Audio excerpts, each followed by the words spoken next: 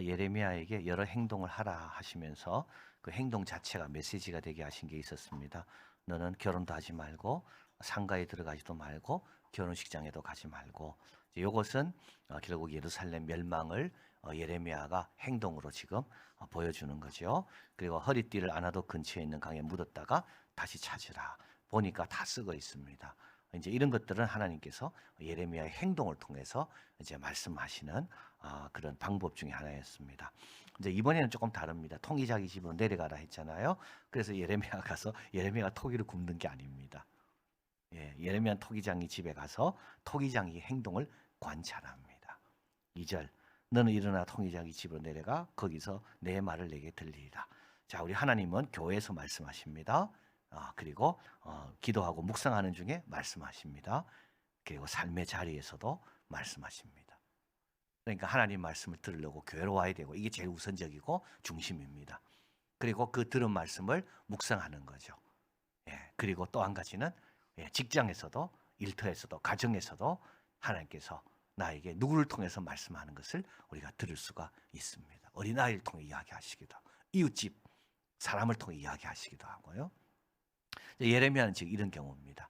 토기장이가 토기를 만드는 것을 보면서 이제 그 자리에서 이제 하나님의 주시는 말씀을 이제 듣고 깨닫게 되는 거죠. 3절 내가 토기장이 집으로 내려가 본즉 그가 농노는 돌바퀴를 말하고요. 진흙을 올려놓고 막 돌리고 있습니다. 4절 진흙으로 만든 그릇이 토기장의 손에서 파상합니다. 만들다 보니까 거기에 뭔가 이물질이 있게 되고 그래서 그것이 이제 부서지게 됩니다. 그가 그것으로 그런데 멈추지 않고 토기장이는 이런 문제가 있구나. 이런 이물질이 있구나. 그러면 거기를 제하고 또 다시 만들기 시작합니다. 6절입니다. 이제 이걸 본 거죠. 이걸 딱 봤을 때 이제 하나님께서 말씀합니다. 나 여호와가 이르노라 이스라엘 족속과 통일하게 하는 것 같이 내가 능히 너희에게 행하지 못하겠느냐. 그죠? 이스라엘 족속이 진흙이 토기장의 손에 있음 같이 너희가 내 손에 있다. 아주 긍정적인. 그래서 우리가 어려움 당하고 아프고 힘들 때 또 내 계획대로 잘 안 될 때 이때 어떻게 됩니까? 이게 이제 파상하게 되는 거죠. 파상하게 되는 겁니다. 근데 걱정할 게 없습니다. 우리 하나님께서 우리를 더 좋게 오히려 그 상처가 별이 될 수 있도록 그 스카가 스타가 될 수 있도록 옛날에 참 이런 간증 많이 들었습니다. 상처가 스카가 되는 거, 스카가 스타가 되는 거죠. 이 파상하게 된 이것이 오히려 더 그래서 우리 토기장이는 그걸 통해서 더 멋진 더 새로운 것들을 계획해서 만들어내시는 이 누구 죄 때문입니까? 이 남에서 소경된 게 누구 죄 때문입니까? 본인입니까? 부모입니까? 늘 우리는 이 질문이잖아요. 지가 잘못해서 그렇고 부모가 잘못 해서 그렇고 아닙니다. 우리 하나님의 손에 있으면요. 그 파상한 것을 하나님은 더 복되게 빚으시는 겁니다. 그런데 여기서 중요한 게 있죠. 뭡니까? 하나님이 의도하는 대로 빚으시는 거예요. 요게 열쇠예요. 그분은 우리를 빚기에 권리가 있으시고 능력이 있으시고 이 두 가지입니다. 여러분 토기장이가 원하는 대로 빚는 거지 토기가 원하는 대로 빚는 게 아닙니다. 나는 왜 5달란트가 아닙니까 여러분? 나는 왜 2달란트고 1달란트입니까? 여러분 하나님이 토기장이가 정하는 겁니다. 그거는 나는 어떤 그릇인가? 나는 정말 잔치상에 올라가는 그릇인가? 안 그러면 나는 그냥 설거지하는 그 물을 담는 그 대야 그릇인가? 그 누가 정한다고요? 그 하나님이 정하시는 겁니다. 그 권리가 누구에게 있습니까? 나에게 있지 않습니다. 하나님에게 있습니다. 그리고 능력도 하나님에게 있습니다. 내 권리를 포기해야만이 자유로워집니다. 그러지 않고 내 권리를 계속 주장하잖아요. 그러면 자유가 없습니다.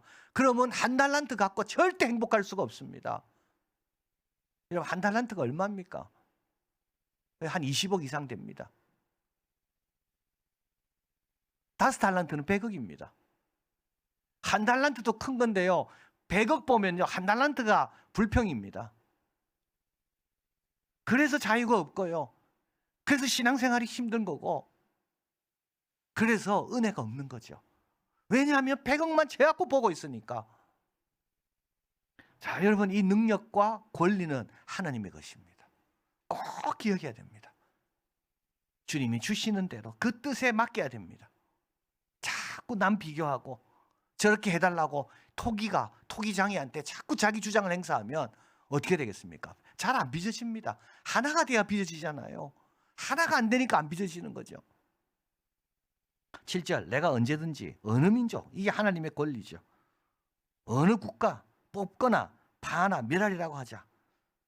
8절, 만일 나의 말한 민족이 그 안에서 돌이키면 내가 그에게 내리고 생각했던 재앙을 대하여 뜻을 돌이키겠고.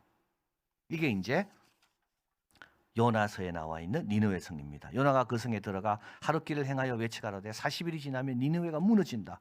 우리 하나님은 니느웨를 파하기로, 멸하기로 작정하셨습니다. 니느웨 백성이 하나님을 믿고 금식을 선포하고 무덤 대수하고 굵은 배를 입습니다. 하나님이 그들이 행한 곳 악한 길에서 돌아 떠나 그것을 감찰하시고 우리 하나님께서 뜻을 돌이키사 그들에게 내리라는 말씀의 재앙을 내리지 아니하시니라. 내가 언제든지 어느 민족이나 국가를 건설하거나 심으려고 한다고 하자 만일 그들이 나보기에 악한 것을 행하여 내 목소리를 청종치 아니하면 내가 그에게 유익해 하리라 한 뜻에 대하여 뜻을 돌이킬 것이다. 하나님의 결정은 도덕적 결정입니다. 이게 다른 신들과 다릅니다. 여러분, 복 안 주십니다. 하나님 복 달라 한다고요. 의로워야 복을 줍니다. 노아가 이제 노아 때 홍수로 멸하잖아요. 왜 하나님 멸하실까요? 기분 나빠서가 아닙니다. 악이 관연했기 때문에. 이게요, 모든 신들과 다른 점입니다. 우리 하나님의 다른 점, 유일신, 우리 여호와 하나님의 아주 독특한 거, 그 몇 가지가 있다면 하나는 절대적인 겁니다. 우리 하나님의 계명은 절대적입니다. 왜냐하면 그분만 하나님이니까. 그분의 계명에 대해서 누가 반기를 들 사람이 아무도 없기 때문에 절대적입니다. 나머지 다른 종교의 신들은 뭡니까? 절대적이지 않았어요. 왜냐하면 더 강한 신이 나타나면요, 그 강한 신의 계명을 지켜야 되거든요. 또 한 가지는요, 이 당시의 모든 신들은요, 윤리적 신이 아닙니다. 다 기분 따라 결혼도 하고, 그죠? 그 그리스 신화에 있는 신들이 윤리적 신입니까? 아닙니다. 다 뭐 질투하고. 우리 하나님은 윤리적, 도덕적 하나님이세요. 그래서 무슬림이 틀린 게 그 하나님 알라가 우리 하나님 알라가 아닙니다. 여러분 모르는 사람은 무슬림이 말하는 알라가 우리가 말하는 알라 하나님과 같다, 번역이 다를 뿐이지 아닙니다. 개념 자체가 다릅니다. 우리 하나님은 그 모하메드 같은 그런 사람을 사용하지 않습니다. 하나님은 그 무슬림을 만든 창시자 같은 그런 사람을 우리 하나님은 사용하지 않습니다. 그렇게 지 맘대로 아내를 드리고 지 맘대로 뭘 생각하는 그런 사람을 하나님은 하나님의 종으로 사용한 적이 없습니다.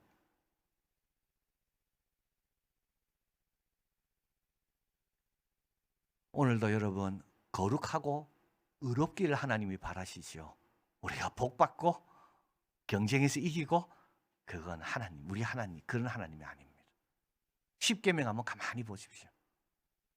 우리 하나님이 우리에게 원하시는 게 뭔지, 얼마나 도덕적이고 얼마나 윤리적입니까? 자, 11절. 그러므로 이제 너는 유다 사람들과 예루살렘 거민에게 말해 이르기를 여호와의 말씀에 보라, 내가 너희에게 재앙을 내리며 계책을 베풀어 너희를 치료하노라 하노니 너희는 각기. 그러니까 이제 토기장이 비유를 통해서 말씀하는 겁니다. 내 손에 있고 내가 얼마든지 부술 수도 있고 더 좋게 만들 수도 있다. 나는 원래 부수려고 했다. 그런데 너가 돌이키면 나는 더 좋게 만들겠다. 이 말씀하는 겁니다. 12절. 그러나 그들이 말하기를 이는 헛된 말이라 우리는 우리의 도모대로 행하여 우리의 악한 마음과 강팍한 대로 행하리라. 회개에 대한 완고한 거절입니다. 변화되지 않겠다는 겁니다. 하나님의 뜻에 대한 경외심이 전무합니다. 하나님의 권능과 능력에 대한 불신입니다. 제일 절망적인 사람은 두 가지라 그랬죠. 무능한 사람, 고집 부리는 사람. 여러분 무능해도요, 겸손하면요 유능하게 바뀝니다. 부족해도 겸손하게 주님 앞에 나오면 주님이 지혜를 주신다니까요. 그런 사람은 아버지의 지혜를 갖고 살기 때문에 유능하게 바뀔 수가 있어요. 그런데 무능하면서도 고집 부리는 사람이 있죠. 그 고집이 뭔지 아십니까, 여러분? 그게 교만입니다. 고집은 교만한 사람이 고집 부립니다. 내가 부족하고 내가 틀릴 수 있고 저 길이 더 좋아? 여러분, 마음이 유연하고요, 겸손한 사람은요, 고집을 안 부립니다. 고집 부리면 어떻게 됩니까? 좋은 길을 다 차단하는 거죠. 좋은 선택의 여지가 있는데도 고집 부리고 있기 때문에 그 선택의 여지로 가지 않는 겁니다. 이런 사람이 지도자가 되면 어떻게 됩니까? 그 무리들은 전부 어려워집니다. 이게 못되똥입니다. 백성은 굶어 죽고 어려워하는데도 계속 고집 부리고 있습니다. 이스라엘 백성이 그렇습니다. 지금 고집 부립니다. 자, 하나님께서 예레미야에게 토기장이 집에 가서 토기장이가 어떻게 파상된 것을 만드는 걸 잘 보고 백성들이 가서 전하라 그랬거든요. 자, 너희들이 내 손에 있다. 근데 내가 빚다가 보니까 너희들의 결함이 발견됐어. 그래서 내가 더 좋게 빚기를 원하는데, 야, 너희들 회개하고 돌아와라. 그리고 저 니느웨 한번 성을 봐라. 그 이방인들인데도 요나가 가서, 그 부족한 요나가 외쳤는데 다 회개하여서 살지 않았느냐. 니느웨 백성 한번 봐라. 근데 복 안 봐? 안 봐? 나는 안 봅니다. 나는 이대로 살겠습니다. 제일 절망적입니다. 17절, 내가 그들을 그 원수 앞에 흙길을 동풍으로 한같이 할 것이며 그들이 재난의 날에는 내가 그들에게 등을 보이고 얼굴을 보이지 아니하리라. 자, 재난이 왔습니다. 그죠? 하나님께 구합니다. 하나님 얼굴 안 보입니다. 등만 보이십니다. 민수기 6장 24절 26절, 여호와는 내게 복을 주시고 너를 지키시기를 원하며 여호와는 그 얼굴로 내게 비치사 은혜 베푸시기를 원하며 여호와는 그 얼굴을 내게로 향하여 드사 평강 주시기를 원하노라.